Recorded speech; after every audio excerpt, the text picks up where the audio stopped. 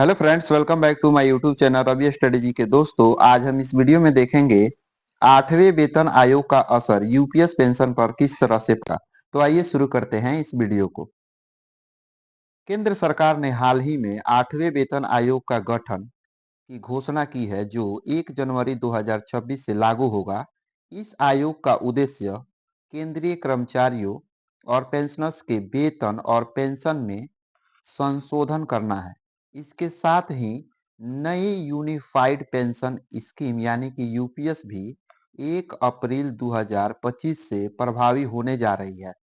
इन दोनों योजनाओं का एक दूसरे पर गहरा प्रभाव पड़ेगा, जिससे लाखों सरकारी कर्मचारी और पेंशनर्स को लाभ मिलेगा। यानी कि जो यूपीएस है उसको 1 अप्रैल 2025 से प्रभावी किया जाना है।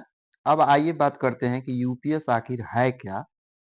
तो UPS old pension scheme, UPS को ओल्ड पेंशन स्कीम यानी कि ओपीएस जो पहले मिलता था, और न्यू पेंशन स्कीम यानी कि जो अभी मिल रहा है एनपीएस की विशेषताओं को मिला करके बनाया गया है। इस योजना के तहत रिटायरमेंट के बाद कर्मचारियों को उनकी अंतिम 12 महीने का औसत बेसिक सैलरी का 50% पेंशन के रूप में मिलेगा, बशर्ते कि उन्होंने कम से कम 25 साल की सेवा की हो। अगर किसी कर्मचारी ने केवल 10 साल की सेवा की है तो उसे न्यूनतम 10,000 रुपया प्रति माह का पेंशन मिलेगी।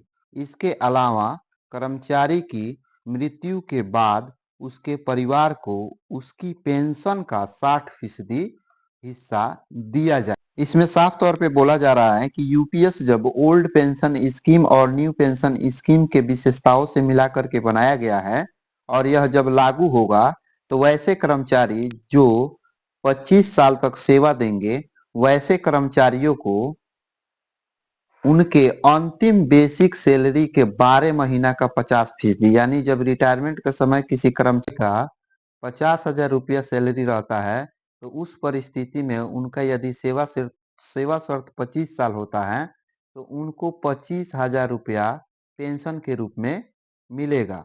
लेकिन यदि किसी कर्मचारी का सेवा शर्त 25 साल पूरा न होकर के केवल 10 साल होता है, तो वैसी परिस्थिति में उनको मात्र 10,000 रुपये ही पेंशन के रूप में भुगतान किया जाएगा।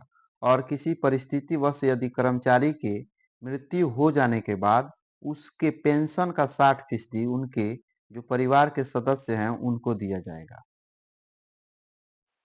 अब आइए बात करते हैं कि 8वें वेतन आयोग का प्रभाव क्या पड़ेगा। तो 8वें वेतन आयोग का गठन केंद्रीय कर्मचारी और पेंशनर्स के लिए एक महत्वपूर्ण कदम है।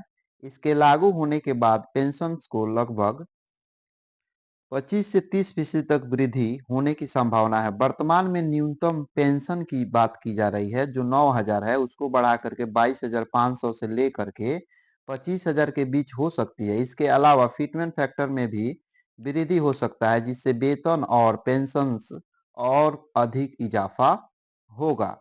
अब आइए नीचे चर्चा करते हैं कि एक्सपर्ट का मानना है कि फिटमेंट फैक्टर 2.57 2.57 जो अभी 7वां वेतन आयोग में चल रहा है उसको बढ़ा करके 2.86 हो सकता है, जिससे सरकारी कर्मचारियों का वेतन और पेंशन दोनों में लगभग 186% तक की वृद्धि देखने को मिल सकती है। यह परिवर्तन न केवल कर्मचारियों के जीवन स्तर को बेहतर बनाएगा, बल्कि अर्थव्यवस्था पर भी इसका सकारात्मक प्रभाव पड़ेगा। किसे मिलेगा इसका फायदा? इस योजना का लाभ लगभग 1.2 करोड़ केंद्रीय कर्मचारी और पेंशनर्स को मिलेगा। ये कर्मचारी और उनके परिवार इस बदलाव से सीधे प्रभावित होंगे। यूपीएस और 8वें वेतन आयोग दोनों ही योजनाएं सरकारी कर्मचारियों के लिए वित्तीय सुरक्षा सुनिश्चित करेंगी। वीडियो पसंद आए तो लाइक और सब्सक्राइब जरूर करें। धन्यवाद।